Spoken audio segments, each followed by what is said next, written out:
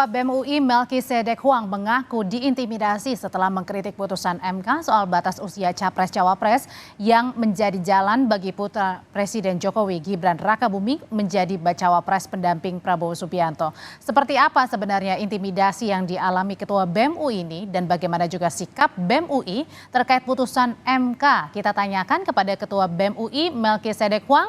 Malam Mas Melki. Selamat malam Mbak. Ya. Mas Melki, jadi sebenarnya intimidasinya ini dimulai dari kapan, Mas?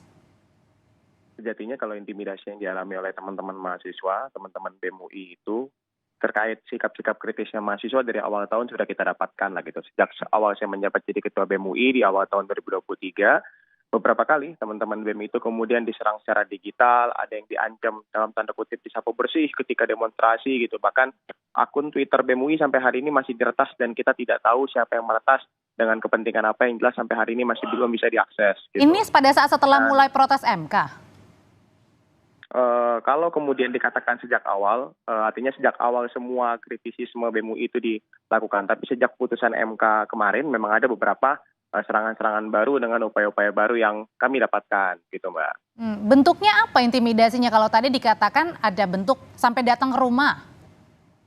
Ya betul, jadi di akhir bulan Oktober kemarin ada aparat keamanan gitu yang datang ke sekolah saya, sekolah SMA saya di SMA Negeri 1 Pontianak untuk menanyakan kepada beberapa rekan guru yang tidak bisa saya sebutkan namanya demi keamanan gitu, menanyakan Melki itu dulu di sekolah gimana, posisi rumahnya lebih tepatnya ada di mana gitu. Sejak sekolah dia bagaimana sih, sudah punya sikap seperti itu atau tidak gitu.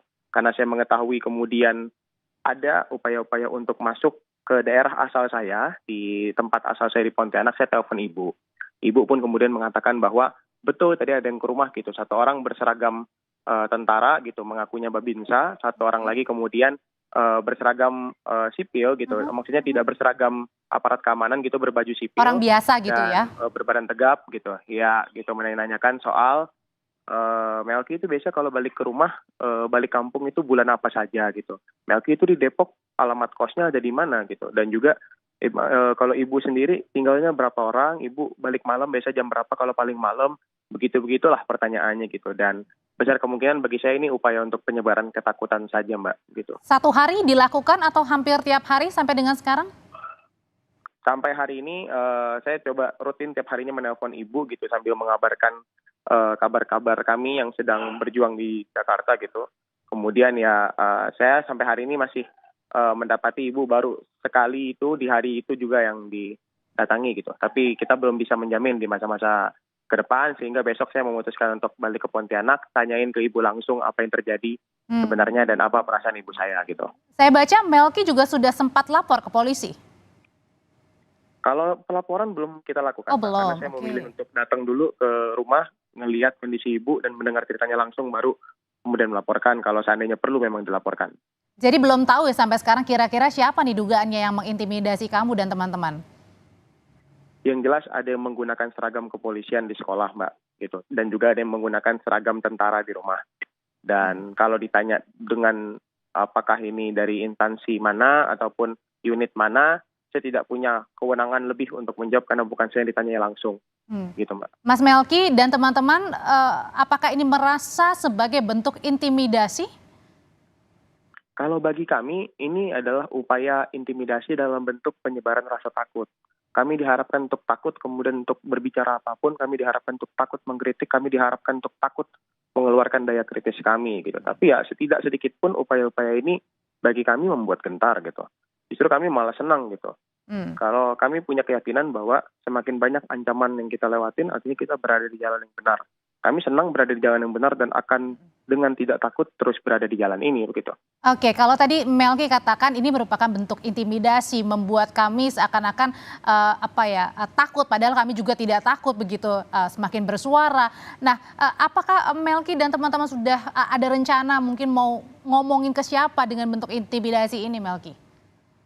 Gimana maksudnya, ngomongin gimana Mbak? Iya, mungkin untuk bersuara bahwa oke, ada intimidasi yang kami rasakan pada saat kami memperjuangkan terkait dengan putusan MK ini. Sampai hari ini mah kita terbuka ya dengan media manapun, dengan unit manapun jika ingin bertanya terkait keadaan kami semua, kami sangat terbuka. Tapi yang saya harus titik beratkan ke semua media adalah kita mengabarkan ini bukan hanya karena Melki yang terancam, bukan hanya karena keluarga Melki, tapi saya juga dapat informasi bahwa banyak sekali rekan-rekan yang bergerak di sektor buruh, di kelas petani, kelas pekerja yang setiap harinya juga melakukan advokasi dan juga demonstrasi, kritik gitu, juga mengalami penyebaran rasa takut yang sama gitu. Jadi ini bukan tentang Melki saja, tapi tentang bagaimana ada yang salah dari konsepsi demokrasi itu dijalankan di Indonesia sampai semua orang yang berani berpendapat berbeda atau melakukan kritik itu kemudian harus dipotong-potong lidahnya dengan cara-cara yang tidak elok dan elegan. Oke.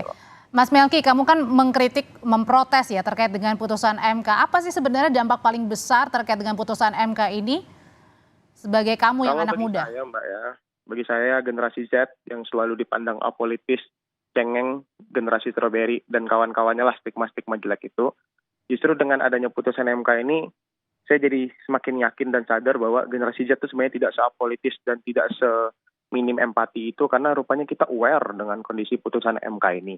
Itu yang pertama. Yang kedua, bagi saya yang adalah seorang generasi Z juga, konstitusi itu harusnya jadi gerbang pengaman kita, Mbak. Gitu. Di konstitusi itu diatur cara menjalankan perekonomian bangsa itu bagaimana agar dia dapat bisa menghadirkan keadilan bagi rakyat Indonesia, kesejahteraan gitu.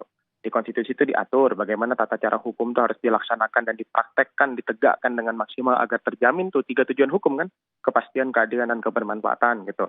Di situ semua diatur tuh tata cara pengaman bagi generasi muda untuk menjalankan bangsanya ke depan gitu.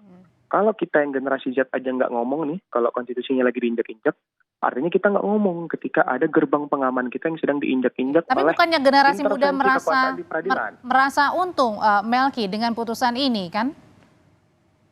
Gini Mbak, saya tadi udah sampaikan bahwa konstitusi itu gerbang pengaman bangsa kita gitu. Oke. Gerbang pengaman generasi Z, kedepannya kita nggak bisa menjamin apakah perekonomian selalu stabil.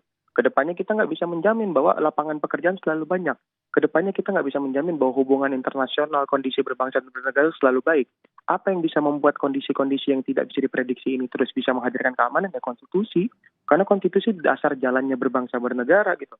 Kalau konstitusi yang ada gerbang pengamannya aja udah diinjak-injak, artinya biasa ada potensi kan ke depannya lebih tidak stabil lagi nih kondisi generasi Z di masa mendatang. Yang punya republik ini kan kita-kita yang sekarang lagi berusia muda.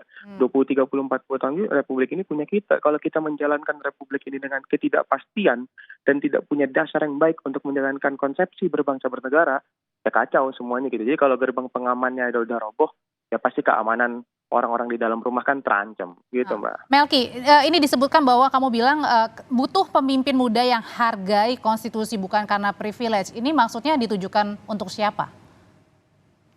Sepertinya itu bukan statement ini ya, statement yang ada di Keutuhan Kebangsaan. Karena yang saya katakan di Keutuhan Kebangsaan adalah kita butuh pemimpin muda, tapi pemimpin muda yang menghargai hukum dan konstitusi dan lembaga peradilan gitu. Ditujukan ke siapa? Ya ini ada refleksi diri bagi semua capres-cawapres gitu. Apakah mereka sudah cukup menghargai konstitusi? Apakah mereka sudah cukup menghargai peradilan? Jadi saya ingin hadirkan persepsi pada seluruh gelombang muda rakyat Indonesia bahwa yang hari ini kita perlukan bukan sekedar usia yang muda. Jadi muda itu Mbak, kalau menurut perspektif saya, itu bukan soal angka dan usia, tapi soal pikiran-pikirannya. Pikiran-pikiran muda itu anti nepotisme. Pikiran-pikiran muda itu anti hal-hal yang kemudian melanggar hukum dan konstitusi karena itu gerbang pengaman generasi muda. Jadi kalau kemudian kita mengaku muda tapi ide-idenya masih tua, ya jangan ngaku muda lah. Apalagi di masa-masa pilpres begini semua orang berlomba-lomba muda kan, pakai celana jeans, pakai jaket jeans, akunya di London Milea pakai motor gede gitu, keliling-keliling jalan-jalan dengan motor-motor besar gitu. Ya itu jangan dianggap muda karena muda itu soal pikiran dan keberpihakan. Baik Ketua BEM UI Melki Sedek-Huang, terima kasih untuk berbagi tadi soal dugaan intimidasi yang dialami Anda bersama juga dengan keluarga pasca putusan MK atau pada saat putusan MK berlangsung. Terima kasih Ketua BEM UI Melki Sedek, sehat selalu.